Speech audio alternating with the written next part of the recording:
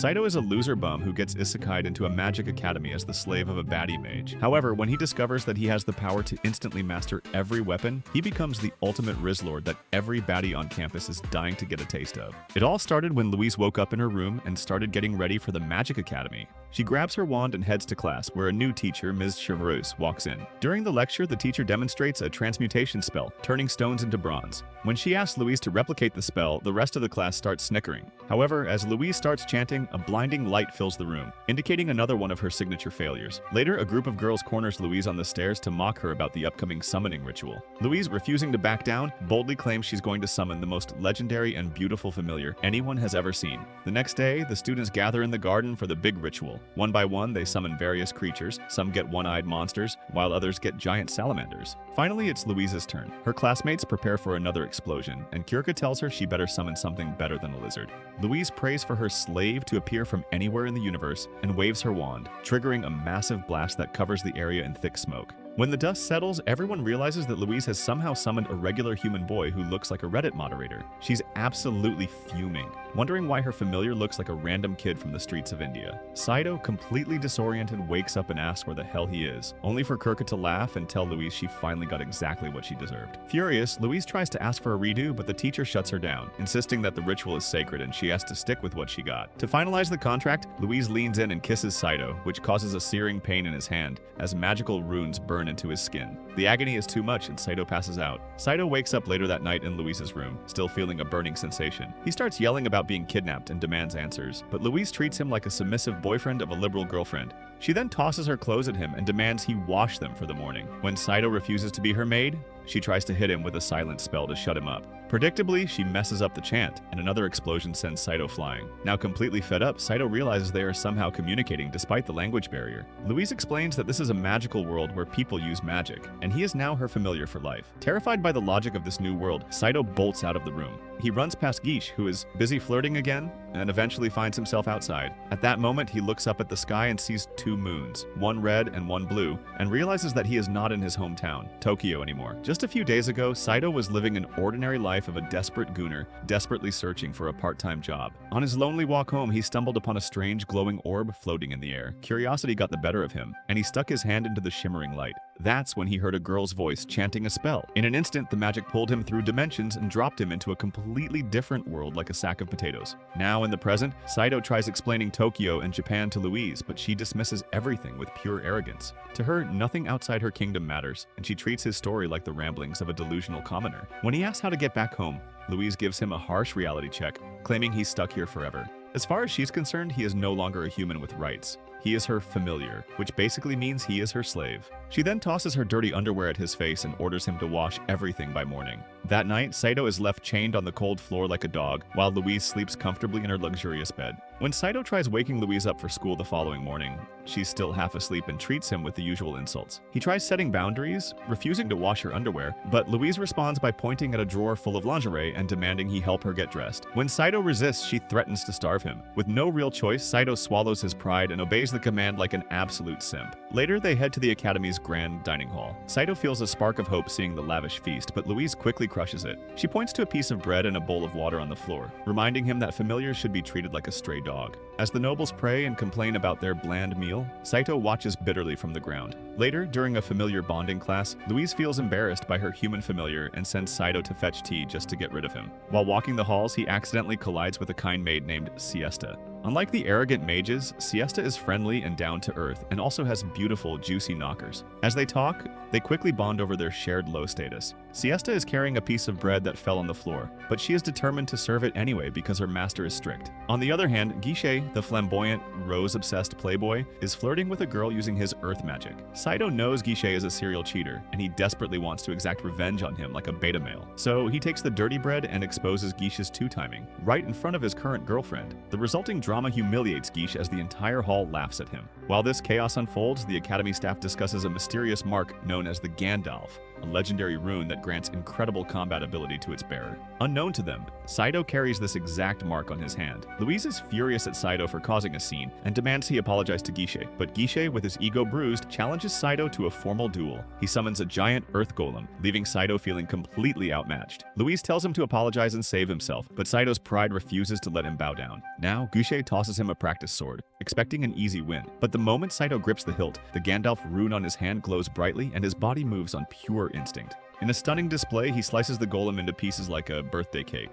Seeing this, the crowd falls silent as the weak commoner completely dominates the fight. Guiche now starts panicking and summons more creatures, but Saito cuts through them all. Within moments, he has his sword at Guiche's throat, forcing the noble to beg for mercy. Teachers watching from above are stunned by the power of this legendary familiar, but the strain of using the ability exhausts Saito's fruity body completely. He collapses and accidentally falls face first into Louise's Unga Bunga, causing her to blush furiously and scream in embarrassment. 3 days later, Saito finally wakes up in the infirmary to find out that Siesta has been taking care of him the entire time. As he looks at the glowing mark on his hand, he realizes his life in this magical world has become far more complicated than just doing laundry. A few days later, Saito starts washing Louise's clothes. He stares at her tiny underwear and struggles while scrubbing it, muttering that it is so small he can barely rub it properly. His mind drifts back to earlier when Louise had dumped a huge pile of clothes on him. She had warned him that any mistake or foolishness would earn him even more laundry. At the time, Saito had thanked her. He also recalls how the maid told him that when he was badly injured, Louise had worried about him the entire day and taken care of him. But Louise quickly shuts it down, reminding him that he is her disgusting dog and she is his master, so of course she would worry. Hearing this, Saito's mood sinks completely, but Louise tells him to stop wasting time and finish washing the clothes quickly. The scene shifts back to the present where Saito is still thinking about everything. He sighs, wondering when he will finally be able to return home and sleep with his mother like a disgusting man-child. Just then, Louise appears and starts scolding him again, complaining that he is taking too long with the laundry. She then orders him to come straight to class once he is done. In the classroom, the teacher is giving a lesson and asks the students several questions, just when Montmorency stands up and answers correctly. Watching her, Saito feels deeply embarrassed. The teacher then tells the class that she knows every student can at least use one element. Kirsche, the flamboyant red-haired girl, speaks up and says she knows someone who cannot use even a single element. As soon as she says it, all the students turn to look at Saito. At first he is confused, but the moment he understands, a dangerous smile forms on his face. While walking together, Saito tells Louise that he finally understands why everyone calls her Zero. He points out that she has zero magic skill, yet she is still a noble, which he finds impressive. However, Louise's patience starts cracking. Saito then cheerfully says he has written a song for his master and asks if he can sing it, and surprisingly, Louise agrees. Saito begins singing, loudly declaring that his master has zero magic skill but is still a girl. He then bursts into laughter afterward, which makes the chick completely furious. She quickly reminds him that he is a familiar and should not be mocking his master like this. Seeing her anger, Saito quickly says it was just a joke, but Louise gets furious and cancels his dinner as punishment. That night, Saito is starving and he pleads with Louise repeatedly, promising not to mess up again, but she ignores him while staring at the sky. Desperate, Saito reminds her that a good master should take care of her familiar. Hearing this, Louise offers a deal. Complete one task for her, and she'll forgive him. Overjoyed, Saito starts praising her, saying that even though she has zero magic and gets bullied by everyone, she's still good to him. He adds that he'll never call her Zero again, but this only angers Louise's little dim-witted ugly brain more. She then declares he gets no dinner and must sleep outside. With no other option, Saito lies on the cold ground, unable to sleep from hunger and the freezing air. He thinks he might die from either starvation or the cold. Suddenly, Siesta the maid appears and secretly takes him to the kitchen. The chef gives him food and says he can eat there anytime. He also mentions he's impressed Saito defeated Guichet. The chef then tries to kiss him like a total freak, shocking Saito. Later, Siesta tells Saito to visit again, hoping to get some sausage action in bed, but he simply thanks her for saving his life. Siesta clarifies it was actually Louise who saved him by calling an expensive doctor and paying a lot. After thinking for a while, Saito says it makes sense since Louise is rich. As he heads back outside, Kirsche's dragon grabs him and carries him to her room. Kirsche tells Saito she was impressed by his fight and starts flirting with him. Just then, boys keep showing up at her window, each claiming she promised to spend the night with them, but Kirsche casually summons a fire dragon and throws them out. Once they're gone, she leans in seductively to kiss Saito, but just before their lips meet, Louise arrives. When Kirsche complains that Louise is disturbing them again, Louise angrily forbids her from kissing her familiar. Kirsche argues that Saito is a person first, and this time, even Saito agrees with her. Trying to make her point, Louise warns him the boys will make fun of him tomorrow. Scared of being humiliated, Saito tries to leave with her. Seeing this, Kirsche acts as a proper huzz from Miami to make him hesitate, but an enraged Louise drags him away. After they leave, Kirsche smirks and says she will make Saito hers no matter what. Back in the room, Louise is fuming, claiming Saito does not appreciate her efforts to take care of him. Terrified by her stern expression, Saito apologizes again and again, but this time Louise returns with a large riding crop and starts scolding and beating him, demanding to know what he sees in Kirsche. When Saito suggests she's jealous, Louise hits him even harder, knocking him down like he stole the most expensive lingerie she has. Exhausted, Saito gives up and admits it was probably his misunderstanding. When Louise finally calms down, she explains that her family and Kirsche's family have a long-standing rivalry. Eventually, she forgives the beaten-up Gunnar, and Saito finally explains that he was trapped in that situation. When Louise asks where he learned swordsmanship, Saito says he has never touched a sword before. Hearing this, Louise wonders if familiars gain special abilities when summoned. She then tells him to sleep as they have somewhere to go tomorrow. Immediately, Saito picks up his mat to sleep outside, but Louise stops him midway and says he can sleep inside on the bed tonight. When he asks if she's serious, she says she was joking, and tells him to get his sorry dumpers outside. However, at the very last moment, she changes her mind again and lets him stay. The next day, Louise and Saito ride to the market. From her window, Kirsche watches them leave and wonders why they're going out. So she runs to Tabitha, and the two girls follow Tabitha's dragon. In the market, Saito asks why they're there, so Louise takes him to a weapon shop to buy him a sword for protection. She soon finds one they both like, but it turns out to be expensive. Since she doesn't have enough money, she buys an old rusty sword instead, but the shopkeeper says it's still quite powerful. On the way back, Saito complains she bought him junk. However, Louise says it was the best she could afford and tells him to treasure it as her gift. On the other hand, Kirsche, who followed them, appears with a much more expensive golden sword. Tabitha quietly thinks Kirsche paid for it with her body,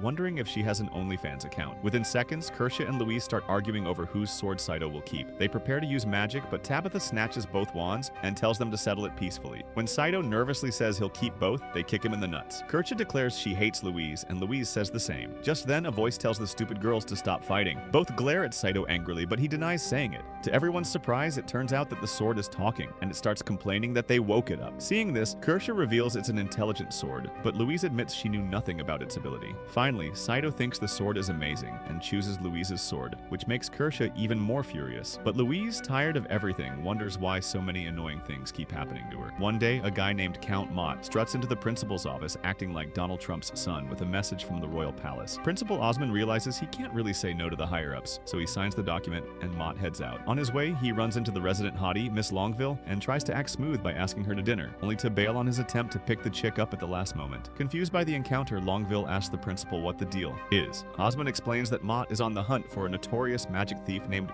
Fouquet, who has been causing a massive headache for the authorities. Apparently, the Academy's horde of aristocrats makes them a prime target, so they've been asked to help. The principal admits he has no clue what kind of insane magic skills this thief possesses, but he's mostly worried about the Academy's treasure wallet, a vault overflowing with high-tier magic. Then, proving he's a total creep and a gooner, Osmond uses his magic to create a dummy hand to tickle Longville from behind. Unsurprisingly, she isn't a fan of the behavior and proceeds to beat the magical hand into a pulp. In the meantime, Saito is struggling with his new life as a domestic servant. He's staring at a pile of Louise's laundry, remembering how she insisted he wash her expensive clothes with extra care. Saito realizes that if he actually follows her instructions, he'll be scrubbing Louise's smelly undies until the next century. Just as he's contemplating his life choices, Siesta appears out of nowhere. Being the absolute angel she is, she takes over the chore and finishes all the laundry for him. Saito tries to thank her, but Siesta flips the script, thanking him instead. She appreciates that he treats her like a human being, and hasn't complained once, despite being a commoner who managed to beat an actual aristocrat in a fight. Later, while Saito is walking around, the fire magic Huz, Kirsche, intercepts him. She's still trying to win him over and offers him the expensive sword she bought earlier. Saito, being a sucker for cool loot, follows her back to her room like a lost puppy. Inside, he's geeking out over the sword, but things get weird when Kirsche claims she only gives such gifts to her true love. Saito isn't buying it, pointing out she has a literal army of boyfriends. However, Kirsche claims they don't matter, and starts listing the things she likes about him, mostly that he's a poor, magicless loser who seems to have a thunderously big sausage. Saito gets offended hearing this and tries to leave, but Kirsche isn't done playing. She then tries to bribe him with rings and treasure boxes, and when that fails, she literally tackles him onto the bed. Right on cue, Louise bursts in and catches them in what looks a spicy situation that's getting moist every second. Terrified of her wrath, Saito scrambles to leave, while Kirsche remains undeterred, swearing she won't give up on her prey. Back in their room, Louise starts acting like his mother and begins lecturing Saito about hanging out with the enemy. Saito tries to explain he just wanted the sword, but Louise is in no mood for excuses. She then pulls out her wand and decides a physical beatdown is the only way to teach this gooner a lesson. The next day, things take a depressing turn. Saito notices Siesta looking sad near the academy, and later, Louise bans him from the classroom for being too noisy. While hanging out with the other students' familiars and feeling totally out of place among the magical beasts, Saito wanders into the kitchen. The chef gives him some food and drops a bombshell. Siesta is gone. It turns out she's been recruited to serve as a maid for Count Mott in his private quarters between his pants. The chef reminds Saito that as commoners they have zero rights and have to do whatever the aristocrats say. Immediately, Immediately, Saito rushes to Louise to demand answers about Count Mott. She explains he's a high-ranking Imperial messenger, and a commoner like Siesta can't refuse his orders. Desperate to save his friend, Saito tracks down Guiche to ask for directions to Mott's mansion. On the other hand, Louise and Kirsche end up arguing over Saito, and Guiche accidentally lets it slip that the beta male familiar has gone on a solo rescue mission to the Count's estate. A few days later, Saito tries to stealth his way into Mott's mansion, but gets caught immediately by the guards. He's then dragged before the Count, where he sees Siesta looking miserable. It is clear that Mott is a thirsty dude who didn't just hire her for her cleaning skills. Saito demands her release, but Mott mocks him, claiming Siesta is now his official maid and should be proud. When Saito points out that Mott is just taking advantage of a girl who can't fight back, the Count loses his cool. He prepares to execute Saito for his words, but Siesta jumps in, offering to take any punishment as long as Saito is spared. Sensing an opportunity to be a villain, Mott gives Saito a task. He claims a legendary treasure book full of immense magic was summoned nearby, and tells Saito that if he retrieves it, he'll let Siesta go. Fueled by raw energy, Saito agrees and heads out, but on the road, he runs into Louise and her sweaty Ungabungas. They then head back to the academy, where Louise tells him to forget about Siesta, reminding him that she is his master. Saito pretends to obey, but as soon as she's asleep, he sneaks out again. This time, he goes straight to Kirsche, having realized she's the one holding the book. Kirsche admits she has it, but doesn't care about it. However, she demands a moist bedroom session in exchange for the loot. Saito, fed up with aristocrats and their games, goes on a rant, grabs the book and the golden sword, and hijacks Louise's horse to ride back to Mott's. A few moments later, Louise, Kirsche, and Tabitha eventually catch up, flying toward the mansion on Tabitha's dragon. Louise is terrified that Saito is going to get himself killed. Back at the mansion, Saito confronts Mott again, but without the book. He decides to settle things with the sword instead. Mott, whose real name is apparently Vampikmont, as if anyone cares, uses water magic to launch a high-pressure attack. Saito gets blasted back, and just as Mott is about to finish him off with a flurry of water swords, Louise arrives and casts a spell. Naturally, her magic explodes, taking out the attack, but also blowing Saito away in the process. Louise tries to play the loyal noble card, apologizing to Mott and offering to accept any punishment for her familiar's behavior. But Kirsche steps in and hands over the treasure book for free. Turns out the book, summoned by Kirsche's grandfather, is actually just an old-school hentai manga magazine. Being the man of culture, Mott is absolutely delighted by the pictures inside and agrees to release Siesta immediately. With the crisis averted, the group returns to the academy. Siesta, overcome with gratitude, gives Saito a big thank you kiss right in front of everyone, leaving a huge flagpole in his pants. Saito tries to thank Louise for the help, but she's reached her limit. Furious and jealous, she tells him to shut up and starts brainstorming a month's worth of punishments for his stunt, leaving Saito begging for mercy. A few days later, a mysterious girl sneaks into the academy's castle and empties the treasure box. She smirks and declares that Sandy Fox has successfully taken everything. The scene shifts to Louise training Saito. He keeps making mistakes repeatedly, frustrating Louise. She snaps that he is useless at everything, whether dancing or even walking properly. Saito complains that she had no issues with him before, but today she is full of complaints. However, Louise reminds him that she had already told him about the upcoming exhibition. When Saito asks what the exhibition is, Louise explains that every student must bring their familiar on stage to perform like a beach. She sighs, unsure how a useless familiar spirit like him will manage it. Saito tells her to wait and says he will show her something. Louise becomes excited, thinking he might actually have a hidden skill. Instead, Saito grabs her underwear and starts singing loudly about how his master wears old undies, even though she is a rich noble. Louise explodes in anger and demands he repeat what he just sang. Terrified, Saito backs away quickly, causing his sword to drop to the ground. However, Louise suddenly remembers that he can actually wield the sword quite well. Saito refuses, saying he cannot perform with it because he couldn't even land a single hit on Guiche during their fight. But Louise points out that he fought extremely well against Guiche, but even then Saito admits he has no idea how he managed that. Later, Saito practices sword swings on the training ground, but struggles badly and falls down like a disabled veteran. He thinks that since he doesn't know swordsmanship, there is no way he can learn it in one day. Just then, Siesta appears, and when she asks what he is doing, Saito blushes intensely, remembering the events of the previous night. Siesta then asks if he is preparing for the exhibition, and Saito explains that Louise told him second-year students are training hard with their familiars, so he has no choice but to work alone. Meanwhile, the principal instructs Miss Longville to clean and repair the exhibition hall. The perverted principal secretly hopes his spy mouse will crawl into her clothes so he can see what she is wearing today. However, Miss Longville spots the mouse and chases it away. Later, the mouse returns to the principal, who becomes disappointed, so Longville angrily beats the principal. All the students are seriously training their familiars. As Saito and Siesta walk by, Saito notices their hard work. Siesta tells him everyone is working so hard because the princess is coming to watch the performances and will give a special gift to the first place winner. Before leaving, Siesta holds Saito's hand, wishes him best of luck, and walks away, causing Saito to blush again. A few moments later, a teacher tells Miss Longville she can relax and leave since the security is extremely tight with magical locks on the gates. But Longville still looks worried about Sandy Fox stealing the treasure. When the teacher assures her that it is impossible for the thief to break in, she finally agrees and leaves. Soon the princess arrives at the academy. All the students blush upon seeing her, whispering about how juicy her knockers are. Saito also starts starts praising her openly, which angers Louise and makes her silence him immediately. Meanwhile, the entire staff bows respectfully to the princess, and the principal thanks her for accepting their invitation. Back in the room, Saito continues sword practice but keeps thinking about the princess, causing him to blush and fumble. He finally throws the sword away in frustration and picks up Louise's underwear again, saying he has a much better skill. Enraged, Louise gets up from the bed to beat him, but just then someone knocks on the door, and when Saito opens it, a girl enters. Louise asks who she is, and when the girl removes her scarf, it turns out to be the princess herself. She then runs to Louise and hugs her tightly, saying she missed her very much. Louise becomes emotional as memories of their childhood flash before her. They used to play together and were the best of friends. They had even promised each other that if one ever got into trouble, the other would come to help. Louise tries to act formal and apologizes for making the princess come to such a lowly place, but the princess tells her to stop the formalities since they are childhood friends and have sniffed each other's undies multiple times. When Louise keeps apologizing, the princess starts crying. Seeing this, Louise finally softens, holds her hand, and says they are still very good friends. Saito tries to take advantage of the moment and asks the princess to teach him a new trick, but Louise gets furious and throws him to the ground and beats him like Conor McGregor. The princess notices Saito and asks if he is the familiar Louise summoned. She reveals she has been wanting to meet him ever since she heard that a familiar spirit defeated a noble. Louise tries to speak, but the princess stops her, saying it was a small mistake and she shouldn't punish him so harshly. The princess also reminds Louise of their childhood promise to protect each other. Hearing this, Louise blushes and smashes Saito's head into the ground again. As the princess prepares to leave, she hugs Louise and says the time they spent together as friends when they were young is still very precious to her. Louise replies that it is equally important to her. Before leaving, the princess wishes Saito best of luck. Saito strikes a stylish pose like a creepy Reddit moderator and asks if she will come just to watch him perform tomorrow. But once again, Louise starts beating him like he owes her money. The next day, the exhibition begins. Kirsch's familiar performs first, followed by Montmorency and the others. Finally, it is Louise and Saito's turn. On stage, Louise introduces her familiar spirit. Someone in the crowd shouts motivating Louise, but then mockingly calls her Zero. The entire audience laughs, which makes Louise slightly emotional. Unable to watch anymore, Saito shouts at everyone to shut up and watch his performance. He tries to command his sword, but it remains asleep and unresponsive.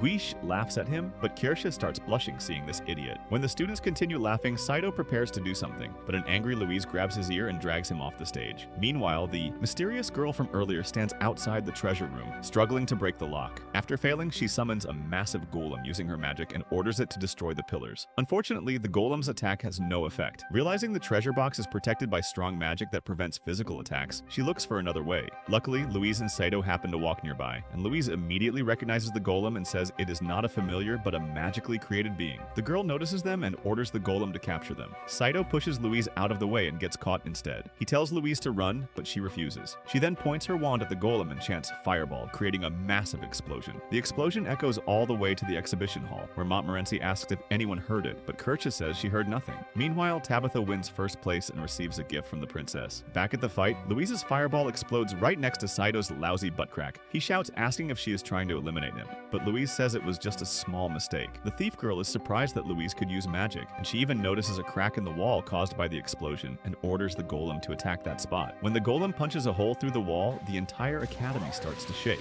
Now, the girl thanks Louise for helping her and orders the golem to release Saito. As Saito falls to his freedom, Tabitha appears and saves him, finally making Louise relieved. On the other hand, the principal furiously questions how the thief entered and stole the treasure box without leaving any clues. The entire academy soon learns that Sandy Fox has successfully stolen the treasure. Louise tells Saito that the thief must have been a triangle-class mage since she could control such a large golem. But Saito casually says they are both alive, and that is what matters. Louise wonders how he can be so carefree when such a big problem has occurred. With this, Louise kneels before the princess and apologizes for failing to protect the treasure. The princess comforts her, saying it is not her fault, and promises to report everything to the royal palace. After the princess leaves, Louise worries that the academy's reputation will be ruined. At that moment, Saito asks her why she didn't run away when he told her to, but Louise replies that a master should never abandon her familiar in such a situation, leaving the simp Saito stunned by her words. A few days later, Kirsche sits closely with Saito, feeding him fruits while asking him about the length of his sausage. Nearby, Louise watches them with intense jealousy. She then snaps at Saito that he is her familiar, so he has no right to eat from another girl's hand. Their argument is interrupted by an announcement in class. The princess has taken full responsibility for the recent theft, claiming the guards were busy protecting her. However, Louise becomes deeply upset upon hearing this. A teacher soon arrives and informs Louise, Tabitha, and the others that the principal wants to see them in his office. Kirche tags along even though she wasn't summoned, saying she is bored. In the office, the principal reveals that an unknown house has been discovered deep inside the forest. He suspects Sandy Fox is hiding there. He shows them a photo and Louise confirms it is the same person. Determined to restore the academy's lost honor, he asks for volunteers among the aristocrats. Louise immediately raises her hand and declares she will go catch Sandy Fox by the the nuts. Everyone is shocked to hear this, and Kirsha also volunteers, refusing to fall behind Louise. Tabitha quietly raises her hand too, saying she is worried about both of them. So, the principal assigns the mission to the 3 girls and praises their abilities. He announces that Tabitha has already been granted the title of Knight by the princess. He then praises Kirsha's strong fire magic and her family's prestige from Germania. When it comes to Louise, he awkwardly says her future is very bright and quickly shifts focus to praise her for summoning such a powerful familiar who defeated an aristocrat. In the mix, Miss Longville volunteers to join them as their guide. With this, the team prepares and sets off on the mission. While walking through the forest, Saito asks Louise how Sandy Fox can use magic if only aristocrats are supposed to. Longville explains that some commoners can use magic if they were previously aristocrats who gave up their status. Kirsha interrupts and asks how Longville lost her own title, but the teacher remains silent. When Kirsha complains that she is getting bored, Louise tells her she came along unnecessarily. She then clings to Saito, saying she only joined because she was worried about him. She teases Louise by asking what she would do if a giant monster appeared. The 2 girls start arguing like retired baddies suffering from dementia until Saito stops them. A few moments later, Kirsha shows Saito the expensive sword she bought for him. Saito says he already has one, but Kirsha insists he keeps hers for emergencies. After getting permission from Louise, Saito reluctantly accepts it, while Louise burns with jealousy. Soon, the group reaches the mysterious house in the deep forest and immediately checks the surroundings. Saito looks through a window and says no one is inside. Tabitha scans for magical traps but finds nothing. Louise offers to stand guard outside while the others search. Inside, Tabitha discovers the Staff of Destruction in a box. As Kirsha and Saito turn to look, the ceiling bursts open, and a massive golem appears and attacks almost immediately. Seeing this, Tabitha launches a powerful twister, but it barely affects the creature. Kirsha follows with a large fireball, yet the golem only steps back slightly. When the golem prepares to strike again, Louise steps forward. Saito tries to stop her, but she insists she is an aristocrat and will not run. Unfortunately, her spell fails to damage the golem. Terrified, Louise faces the incoming attack like a lesbian with a stone-cold heart. Saito rushes in at the last moment and saves her, but Louise angrily tells him not to interfere. Frustrated, Saito slaps her and shouts that even if she is an aristocrat, it won't matter if she dies. Louise starts crying hearing this, saying she cannot run away or everyone will mock her as Zero again. Saito feels bad but carries her to safety. He asks Tabitha to take Louise away on her dragon. The girls agree. Saito charges the golem alone, but his sword snaps on impact. The intelligent sword then speaks to him, urging him to use it. As soon as Saito grabs it, the runes on his hand glow brightly. Feeling the same power he had when fighting Guiche, he dashes forward and slices off one of the golem's arms in a single strike. Seeing this, Louise asks Tabitha to take her down. She approaches the golem holding the Staff of Destruction, but nothing happens when she activates it. So, Saito takes the staff, realizes it is a rocket launcher, and fires it at the golem, destroying the creature like a toilet inside a public restroom. In the meantime, Louise watches in amazement, while Saito explains that the Staff of Destruction is a weapon from his world. Before they can discuss further, Kirsha rushes over to hug him. Suddenly, Miss Longville points the launcher at them and reveals she is the real Sandy Fox. However, Saito knocks her unconscious and explains the launcher was out of ammo and that Longville herself was the final piece. The principal later congratulates the team and informs them they have been invited to the royal palace as special guests. When Louise asks if Saito can come, the principal refuses because he is a plebeian. Hearing this, Louise becomes sad, but Saito says he has no interest anyway. He then asks the principal for a private talk. Once alone, Saito reveals he is not from this world. The principal tells him the staff belonged to a friend from another world who saved his life 30 years ago, but that person is no longer alive. Saito realizes his only lead home is gone. At the royal palace, a grand party is underway. Saito stands by the window looking depressed as if his dog just died from diarrhea. When Louise arrives looking stunning, several boys ask her to dance, but she rejects them all and walks straight to Saito. She then asks what he is doing there alone. Saito replies that as her familiar, he cannot go anywhere without his master's order. Louise then asks him to dance with her. While dancing, Saito nervously asks her to correct him if he makes mistakes. After a while, Louise asks if he still wants to return to his own world. When Saito says yes, Louise becomes sad and apologizes for asking. She then thanks him for saving her life multiple times. Saito notices her unusual behavior and asks what is wrong. Louise blushes deeply, and just then, the intelligent sword suddenly speaks up, saying it has never seen a commoner dancing with his master before. A few days later, Saito and Louise stand respectfully before the princess. The princess thanks them sincerely, saying that if they hadn't stopped Sandy Fox, the thief could have become a serious threat to the kingdom like P. Diddy. She then praises both of them for their bravery, making Saito feel extremely embarrassed by the royal compliment. The princess then extends her hand towards Saito for a handshake, but Louise quickly steps in and reminds her that she should not casually touch a mere familiar. However, the princess smiles and replies that this familiar helped Louise greatly, so he deserves a proper reward. She extends her hand again with clear intention,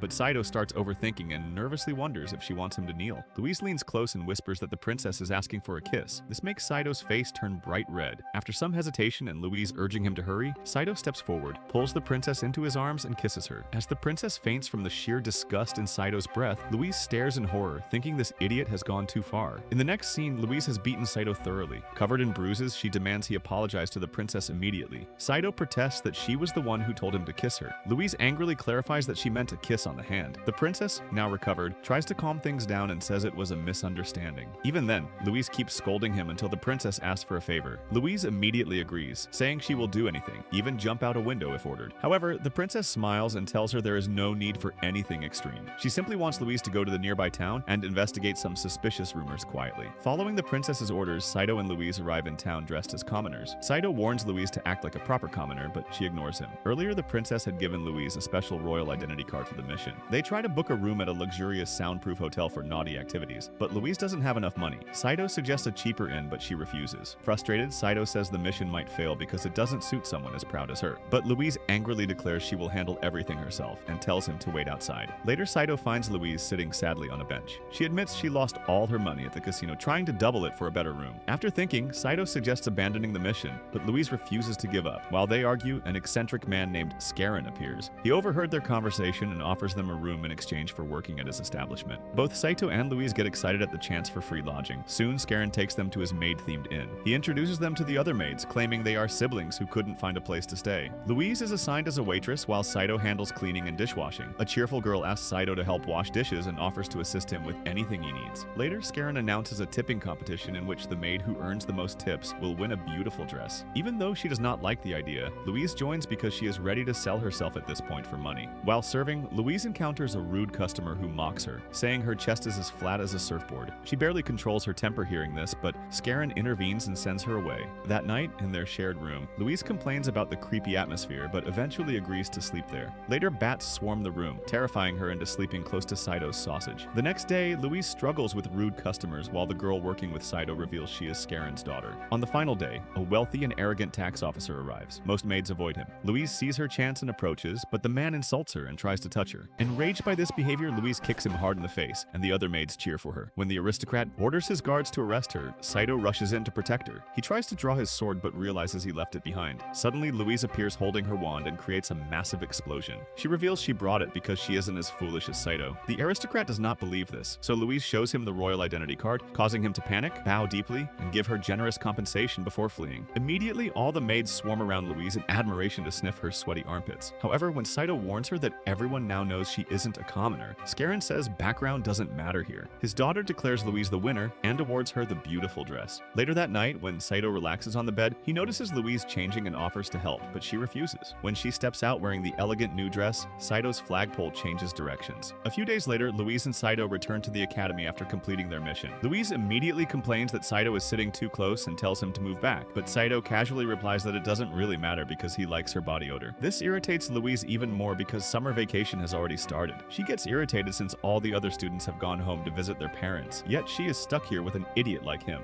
Later, when they run into Tabitha and Kirsha asks if Louise is returning from her family home. Louise replies that she went for other business. As they talk, Saito walks over, so Kirsha immediately hugs him, saying how happy she is that he is back. Seeing this makes Louise burn with jealousy. When she asks Kirsha where she is going, Kirsha replies that she is heading to Tabitha's house with her. The two girls leave soon after, and Saito watches them go with a gentle look. Louise gets even angrier and kicks him hard. In the carriage, Kirsha asks Tabitha why she doesn't seem happy about going home. Tabitha stays silent at the question, but when Kirsha presses her about opening up about her problems, she finally reveals she was expelled from her previous school for causing too much trouble in the boys' hostel bedroom. Her family called her useless and tried to force her into marriage with an old man, and that was why she ran away to this academy. Tabitha finally speaks, asking if Kirsha is joking, but just then, their carriage suddenly stops. A man outside tells them the river ahead has flooded and the bridge is broken, so they must take another route. Meanwhile, back at the academy, Louise orders Saito to wash all the clothes and clean the entire room. She warns him that if he makes even one mistake, he won't get dinner. Saito listens quietly, and after he leaves, Louise sits alone and fumes. She thinks Saito is an idiot who flirts with every girl, then wonders why she gets so angry whenever he is with someone else. While walking outside, Saito reflects that even though Louise constantly yells at him, living with her gives him a strange, warm, home-like feeling. He then sees Montmorency and Guiche arguing, and soon, Montmorency storms off angrily. Saito quickly meets her on the path and tells her Louise is still at the academy. Immediately, Montmorency heads inside with Guiche following, desperately. When Saito notices a large empty pot nearby, he asks a servant for it and later admires it alone. His intelligent sword asks what he plans to do with it, but Saito tells it to simply wait and see. At Tabitha's grand mansion, a butler welcomes the girls warmly with a flagging increase in his cutlery. Later, Tabitha tells Kirsha to wait while she goes inside. After Tabitha leaves, Kirsha looks at a portrait just when the butler brings her tea and introduces himself as the butler of the Orleans family. When Kirsha tells him she is from Germania, The butler says he is glad she came because Tabitha rarely brings friends home. Kirsha is surprised to learn Tabitha's real name is Charlotte. Just then, Tabitha enters a room and greets her mother, who shows no joy and coldly calls her a stubborn girl. Meanwhile, the butler tells Kirsha the tragic story of the family. Tabitha's father, the previous king, was violently eliminated, making her uncle the new king now. 5 years ago, after the king's death, Tabitha's talented older brother had strong support, but political schemes put her uncle on the throne. Tabitha's mother was then targeted. At a party, both were offered a drink laced with brain lock magic. The mother suspected danger, drank it herself to protect her daughter, and has been mentally broken like P. Diddy ever since. The butler reveals that Tabitha has been sent on nearly impossible missions to earn protection for her mother, which is why she was sent far away to study. When Tabitha returns, Kirsha approaches her with concern but says nothing about what she learned. Back at the academy, Montmorency secretly prepares a special potion and mixes it into a drink. Meanwhile, Saito uses the large pot as a bathtub and relaxes inside. Just then, Siesta arrives and gets startled when Saito stands up from the water. When she asks what he is doing, after some hesitation and blushing, Siesta joins him. They chat comfortably as Siesta asks about his world. Saito tells her there is no magic there and only one moon. Moments later, Montmorency prepares to slip the potion into Guiche's drink, but he points out what he thinks is Louise. Meanwhile, Louise is wandering angrily, looking for Saito, when she spots this simp bathing with Siesta and walks away furiously. After Siesta leaves, Montmorency successfully mixes the potion, but before Guiche can drink it, Louise appears, takes the drink, and downs it, while Montmorency watches in shock. That night, Louise sits on her bed looking flushed, and when Saito returns, she scolds him for being late. Saito explains he hadn't bathed properly in a long time, but Louise taunts him, saying she knows exactly what he was doing with Siesta. Saito is confused hearing this, and he also notices Louise's face is bright red. Suddenly, Louise grabs him and starts crying like a divorced baddie. She then calls him an idiot who doesn't understand anything and complains that she was lonely. One thing leads to another, and she hugs him tightly and confesses that she really likes him. Saito is stunned to hear this proposal, but what they don't realize is that from the doorway, Montmorency watches and mutters that she knew something like this would happen. In the meantime, Kirsha is at Tabitha's house, thinking about how Tabitha received a dangerous mission directly from the king. Kirsha had asked if Tabitha came home only for the mission and then decided to join her. As Tabitha sleeps peacefully, Kirsha stays awake, quietly watching over her friend. The next day, Saito gets up and heads out to do the laundry as usual. However, Louise has been clinging tightly to his flagpole ever since the previous night. He keeps replaying the conversation where Montmorency admitted the love potion was actually meant for Guiche, calling him a cheating loser. Unfortunately, Louise had drunk it by mistake, and because she already had feelings for Saito, the potion turned her incredibly affectionate and clingy. Saito asks her when the effects will finally wear off, but Louise has no idea. She refuses to let go of his arm even for a second, insisting she can't leave him alone or he'll run after another girl. Right on cue, Siesta arrives. Louise instantly switches into jealous girlfriend mode and accuses Saito of cheating on her with Siesta. The situation makes Siesta extremely uncomfortable and she starts backing away. Louise then turns her anger on Saito, shouting at him for liking Siesta before storming off. Saito chases after Siesta and finds her washing clothes by the fountain. He then tries to explain that what she saw wasn't true and that it was all a big misunderstanding. Meanwhile, Siesta quietly replies that it doesn't matter to her. Saito desperately tells her the truth that Louise had accidentally drunk a love potion the night before. Siesta turns around and says there's no need to lie because everyone knows love potions are illegal. She then gives him the cold shoulder and walks away. Feeling exhausted, Saito returns to his room and finds Louise sitting on the bed with her legs a little further apart than usual. But the moment he enters, she starts crying again, saying she doesn't feel pretty at all. This makes Saito fall off the bed in surprise, but quickly gets up, pulls her into a hug, and promises he will find a way to fix this no matter what. That evening, Saito marches into Montmorency's room, shoving Guiche aside. He demands she turn Louise back to normal immediately. Montmorency says the effect will disappear with time, but Saito insists she make an antidote right away. Hearing this, Guiche tries to remind him he is speaking to an aristocrat, but Saito brings up the earlier beating, making a Guiche back down. Eventually, Montmorency agrees, but warns that the main ingredient is in a very dangerous place. Saito declares they will leave tomorrow anyway, and after some threats, she finally gives in. That night, Louise bites Saito on the arm like a golden retriever before falling asleep, while he stays awake watching over her. The next morning, the group mounts their horses and rides toward the lake. Louise is still asleep in Saito's arms for most of the journey, and when they finally arrive, Guiche excitedly runs ahead. Louise, now awake, tells Saito she knitted him a sweater, proudly hands it over. It looks more like a misshapen hat, but Saito still puts it on to make her happy. Suddenly, they hear Guiche screaming as he slips into the flooded water. Montmorency explains that this area used to be a thriving village, but the water spirit is furious and has flooded everything. She advises them to wait until evening when the spirit usually appears. By evening, Montmorency takes out a small frog, pricks her finger, and puts blood on it to summon the spirit like a total cracked Dumbo. She reveals she made a pact with it when she was young. Surprisingly, a huge column of water shoots into the sky. Montmorency announces her name and family, demanding the spirit show herself. The water quickly forms into a beautiful woman, and it seems like the spirit remembers Montmorency and asks what she wants. When they request the special ingredient, the spirit refuses. Seeing this, Saito speaks up despite Montmorency telling him to stay quiet. He kneels and sincerely begs the spirit for help. After a long pause, the spirit agrees on one condition. They must defeat the humans causing problems in her territory. Saito accepts immediately, not knowing the consequences of his promise right now. On On the other hand, Montmorency tries to refuse, but Saito blackmails her into joining. After night falls, they hide in the forest and wait, while Louise continues irritating Saito with her clingy behavior and saggy juggernauts. Soon, they spot two cloaked mages chanting spells by the lake. Saito moves to attack, but Guiche pulls him back, warning they look highly skilled. Just then, Guiche suggests a plan. He will distract them while Saito launches a surprise attack. With this, the plan starts. Guiche hurls lumps of soil with his earth magic, but the mages easily block with wind and fire. At that point, Saito charges in, dodging fireballs and ice magic, but gets blasted away multiple times. As the mages prepare to finish him, Louise intervenes with a powerful explosion that knocks off their hoods, revealing Tabitha and Kirsha, who are just as shocked. After explaining the situation, Kirsha says they were given a quest to defeat the water spirit. Saito suggests talking to her first, and when the spirit appears again, Saito asks why she is flooding the land. The spirit replies that humans stole a precious magical ring belonging to her, taken by a man named Cromwell. If it isn't returned, she will flood the entire world. Hearing this, Saito promises he will find the ring and bring it back. The spirit agrees and gives them the special ingredient, also promising to calm the waters. Back at the academy, the love potion finally wears off, and Louise returns to normal and is horrified by everything she said and did to Saito's hard sausage. She gets extremely angry at Saito for letting her behave that way and starts chasing him to hit him. But suddenly, the window bursts open, and the princess dramatically flies into the room. The next day, Louise immediately approaches the princess and asks why she has come to visit them alone at night, pointing out how dangerous it could be. The princess replies that she has urgent business that must be handled in complete secrecy. She reveals that she will soon be marrying an ugly king from a neighboring kingdom in order to prevent a war. Although she has no feelings for his sausage, she must go through with it for the sake of her country's flagpole. The real problem, she explains, is that she has been secretly exchanging very intimate letters with the prince of another kingdom. If those letters ever come to light, the marriage could collapse, creating serious political trouble. Louise kneels and promises that she will do everything in her power to help. Suddenly, Saito notices someone eavesdropping behind the door and shouts for them to show themselves. It turns out to be Guiche, who steps inside, greets the princess politely, and admits he overheard everything, so he offers to help with the mission. Both Saito and Louise look visibly annoyed by his dramatic entrance, but the princess knows Guiche's father well and allows him to join them. Later that night, Saito goes outside to do the laundry. Siesta approaches him and apologizes for not believing his story about the love potion. Saito tells her not to worry about it and then asks if there are any famous scientists in the area. Siesta takes him to an old inventor who has been studying dragons for many years. The old man mentions that a familiar like Saito was once summoned long ago by a legendary mage. That familiar had the ability to use void magic, power that has never been seen since. He also points out that Saito bears the same mysterious mark on his hand, though he doesn't know anything more about it since he is a total simp. Saito then returns to the room and helps Louise get dressed. She seems very insecure and tells him she doesn't feel talented enough to handle such an important mission. Saito tries to encourage her, saying she is stronger than she thinks, but Louise still looks sad as she lies down on the bed. The next morning, the group prepares to leave on horseback, while Louise stares quietly at the ring the princess gave her. It turns out that a bodyguard is supposed to accompany them. Just as they wait for the guard, a mole bursts out of the ground, and it turns out to be Guiche's familiar. After Guiche hugs it excitedly, the mole jumps toward Louise and tries to snatch the ring. Guiche explains that his familiar is a huge fan of jewelry. Suddenly, a powerful gust of wind knocks the mole away, leaving Guiche horrified. A person then descends from the sky like Dumbledore riding a griffin. The man is a handsome and confident knight named Ward, who walks straight up to Louise, apologizes for being late, and picks her up in his arms. Saito learns that Louise is actually engaged to this man, and Ward announces that they will begin their journey immediately. As they travel, Guiche keeps telling Saito how cool the Griffin Knights are. Saito grows increasingly irritated as everyone seems to be praising Ward endlessly. After riding through a barren valley, they finally reach a town, where the locals stare at them as they enter. Guiche proudly explains that the town was built by a powerful earth mage, just like him. They soon arrive at a hotel where Ward says they will rest for the night and continue tomorrow. The entire time, Saito stays quiet, but Louise tells him not to be rude. After Ward leaves, she explains that her parents arranged the marriage. Saito continues acting cold and jealous. Louise tells him that Ward is a much better fighter and is also bigger than him, before walking away. That evening during the feast, Ward praises Louise for successfully summoning a human familiar, something that is almost unheard of. He then teases Guiche about losing to Saito earlier, making him choke. Ward asks Saito if it was his first time holding a sword, and Saito answers yes in a disinterested tone. As they chat, Louise keeps praising Ward for his knowledge. Ward then looks at Saito and challenges him to a duel. Everyone is surprised, and while Saito is still annoyed, accepts. Louise tells him to apologize, but he refuses. Ward eventually stands up and says they should all get some rest. He then picks Louise up and takes her to his room, leaving everyone watching. Saito ends up going with Guiche, who enjoys the night sky before heading out to party, leaving Saito alone. He asks his intelligent sword if it knows anything about the human familiar from long ago. The sword replies that it belonged to a human thousands of years ago and can only be used by a familiar like him. The sword also tells Saito that he has the latent power to use any weapon perfectly if he truly wants to. It explains that the golden sword broke earlier because it was bought from Temu. Feeling slightly confused, Saito asks whether they can defeat Ward, but the sword replies that it depends entirely on him. Meanwhile, Ward is drinking with Louise and talks about how she used to cry alone in a boat in the middle of a lake when she was younger. He tells her that she has hidden powers inside her knockers. He then suggests they get married right after this mission ends because he can't can't wait for her to come of age. He tries to kiss her, but Louise thinks of Saito at that moment. Just then, Ward stops and says her heart already belongs to someone else. Before leaving the room, he tells her that by the end of this mission, she will want to marry him. The next day, Saito and Ward meet in a narrow alley for their duel. Even though Louise begs them not to fight, neither is willing to back down. Saito draws his practice sword while Ward does the same. He then immediately launches a fast series of attacks from every direction. Saito blocks and dodges as best as he can. Ward compliments his speed, but Saito is in no mood for conversation. He then runs up a wall and jumps down with a powerful strike, but Ward easily blocks it and goes on the offensive. After several exchanges, Ward uses a magic spell to blast Saito into a pile of wooden barrels. Seeing this, Louise runs over to check on him, but Ward walks up and tells Saito that he can never defeat a mage, which means he can never truly protect Louise. With those words, Ward turns and walks away. That evening, Saito stands alone on the balcony, quietly shedding tears as he remembers Ward's harsh words. Just then, Louise approaches him and gently asks if he is crying, but Saito quickly denies it, claiming it's just sweat in his eyes. Seeing his lousy ass, Louise tells him to stop pretending, because he lost to the kingdom's strongest knight and should just accept it. Hurt by her words, Saito pushes her away and tells her to leave him alone. For a moment, Louise looks sad, turns around and says that after this mission is over, she will marry Ward. She then walks away, leaving Saito standing there in silence. A short while later, Guiche approaches Saito and says they need to leave soon, but suddenly the ground begins to shake violently and a massive golem bursts out of the earth with Fouquet, the thief who was supposed to be locked away in prison, sitting on top of it. Meanwhile, on the way to the ship, Louise asks Ward where Saito and Guiche are. Ward casually lies, saying the two cowards got scared and went back home. Before Louise can respond, the Griffin takes off toward the docked magical ship. Back at the hotel, Guiche hides behind Saito as Fouquet orders her golem to attack. Seeing this, Saito moves quickly and slices off one of the golem's arms, surprising Fouquet. She then simply uses magic to regenerate the arm instantly. Meanwhile, Guiche summons a group of earth dolls to surround and attack the golem, but the creature easily destroys them all and throws the last doll at Guiche, knocking him down. As the golem advances, a powerful blast of light hits it like Johnny Sin's projectile, forcing it to its knees. Tabitha and Kirsche then descend on a dragon, having heard the commotion. A crowd of locals gathers at the balcony, forcing Fouquet to retreat. In the distance, they hear the loud horn of the departing ship, but by the time they reach the port, it's already too late. The receptionist tells Saito that Louise and Ward left for the ship some time ago. Saito can only shout in frustration as he watches the flying ship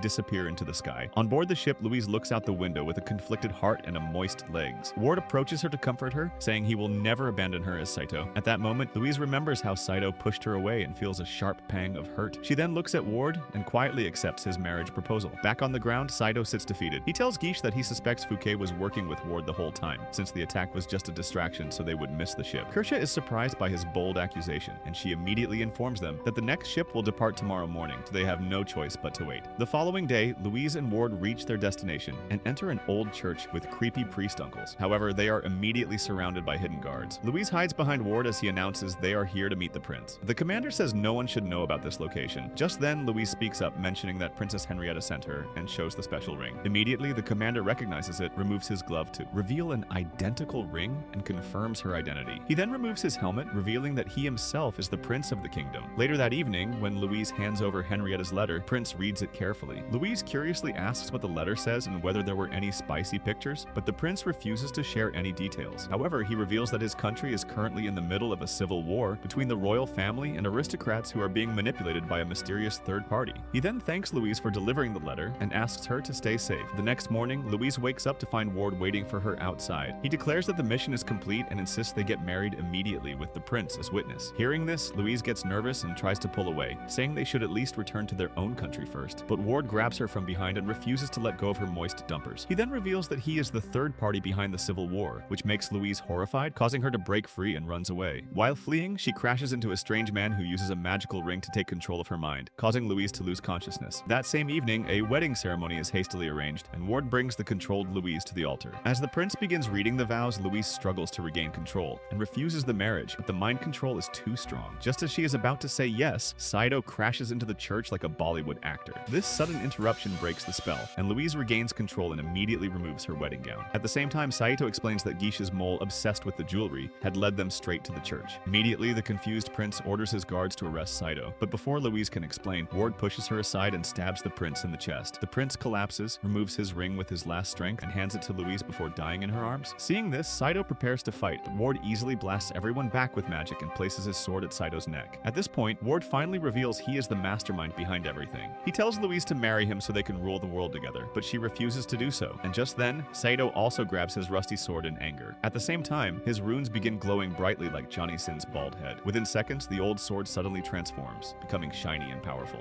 Ward immediately attacks with magic, but Saito's sword absorbs absorbs the spell. He then leaps into the air and strikes Ward down, but he quickly gets up and boasts that he has already killed the prince and now possesses the important letter. He then uses powerful magic to destroy the church, causing fires and falling rubble everywhere. In the midst of all this, Saito protects Louise as Tabitha arrives just in time, creating a magical shield and flying them to safety. By the time the dust settles, the fire has died down. Now Louise is unconscious, dreaming of herself in a boat. But this time, instead of Ward, she sees Saito sitting with her, with his thunderously impressive mini sausage. When she finally wakes up, Louise notices Saito was taking advantage of the moment, but decides to let it slide for once, and soon, the group begins their journey back home. The next morning, Louise stands before the princess and returns the ring. With a heavy heart, she reports that the prince was assassinated by Ward and that the important letter was stolen. She takes full responsibility for the failure and begins to cry. However, the princess gently stops her, pulls her into a warm hug, and thanks her for everything she did, with tears flowing down her own cheek and another fluid flowing down from her legs. Later, Louise is summoned by the headmaster, where the eccentric scientist is also present, requesting a vacation. After he leaves, the headmaster informs Louise that the scientist believes he has located the remains of the legendary last dragon. Although the headmaster is doubtful, he allows the trip anyway. He then asks Louise for a full report on the previous mission. She summarizes everything that happened, while the headmaster listens patiently and assures her that none of it was her fault. When Louise asks why she summoned a human familiar, the headmaster explains that the last time a human familiar was summoned was by the strongest mage in history. This only makes Louise feel worse, as this dumb broad can barely use basic magic. Back in her room, Louise gets dressed while Saito returns after doing the laundry, and he complains when he sees even more dirty clothes piled up. This annoys Louise, who starts acting dominant and hits him with a whip and throwing a pillow at his face before ordering him to get out. Saito storms off angrily and kicks a large pot in frustration, only to hurt his foot. Just then, he sees Siesta walking by in casual clothes with her juicy knockers. They sit down together and she tells him that summer vacation has started and she is heading back to her village. She mentions that her great-grandfather always claimed he came from another world, just like Saito. According to family stories, there used to be two dragons in that era. One flew into the sun and disappeared, while the other was ridden by her great-grandfather every night before vanishing as well. Legend says their remains are still somewhere near her village. This story catches Saito's attention, reminding him of what the old scientist had said. He then asks Siesta if she can take him to her village, to which she happily agrees. Meanwhile, Louise walks around the academy feeling guilty about hitting Saito and kicking him out. She then starts practicing apologizing to herself but can't find him anywhere. However, she eventually spots Saito leaving the academy on horseback with Siesta. Shocked and angry, she asks the cook where Siesta went and learns she returned to her village. Hearing this, Louise walks back, fuming that Saito will get a taste of Siesta's body fluids tonight. On the other hand, Saito and Siesta ride through the forest. Siesta asks if it's okay for him to leave without telling Louise, but Saito is still upset and says it's fine. When they reach the village, Saito tells her to go home first while he starts investigating, to which the chick happily agrees. Just then, the old scientist also arrives in the same village looking for dragon remains. Later, Siesta returns with an old map, and as they study it together, the bushes rustle, and a salamander appears followed by Kirsha. At the same time, a dragon flies overhead with Tabitha on its back, and Guiche's mole bursts out of the ground. Guiche dramatically asks what they are all doing here. When Kirsha explains they are also searching for the legendary treasure said to be connected to the dragon, the group eventually finds a hidden cave and enters excitedly like a bunch of One Direction fans. To help them, the salamander lights the way as they walk in single file. Just then, Kirsha senses that someone else is inside the cave, causing everyone to become alert. Saito immediately draws his sword while Siesta hides behind him like a classic liberal girl in a house fire. Suddenly, a magic attack breaks a rocky spike nearby, warning them not to come closer. Just as they prepare to fight, Kirsha recognizes the voice. When light falls on the figure, they see it as the old scientist, Colbert, who is equally surprised to see them all, including Louise. At this point, Colbert excitedly checks the map, while Saito and Louise remain cold toward each other, even though they secretly want to smash. She claims she only came as a research assistant. Now, the group continues deeper and eventually emerges into a lush, overgrown area. Once there, they discover an old, abandoned shed hidden among the trees. While the others examine the shed, Tabitha notices something unusual nearby. When Saito walks over to investigate, he is shocked to see Japanese text written on it. Louise and Tabitha can't read it, but Saito confirms it's from his world. Eventually, the others manage to open the shed, but they find stuff that none of them can understand. But when Saito steps in, he immediately recognizes it as an aircraft in modern world. As he runs his disgustingly filthy hand over it, his runes begin to glow. He explains that what this world thought was a strange dragon is actually a flying machine from his world. He tells Siesta that her black hair and eyes come from Japanese blood passed down from her great-grandfather. Colbert calls Saito overexcitedly and says that with this plane, he might finally be able to return home. He then connects the old legends. One dragon flew into an eclipse and vanished, while the other returned. Colbert believes that if Saito flies the plane into the next solar eclipse, it could act as a portal back to his world. Later that day, they transport the plane back to the academy, where everyone gathers to marvel at the strange machine. While inspecting it, Saito remembers the liquid Colbert once showed him, which turns out to be gasoline. He tells Colbert they can use it as fuel, and Colbert promises to prepare more. Then, Saito climbs inside the cockpit and finds that operating the controls feels completely natural to him.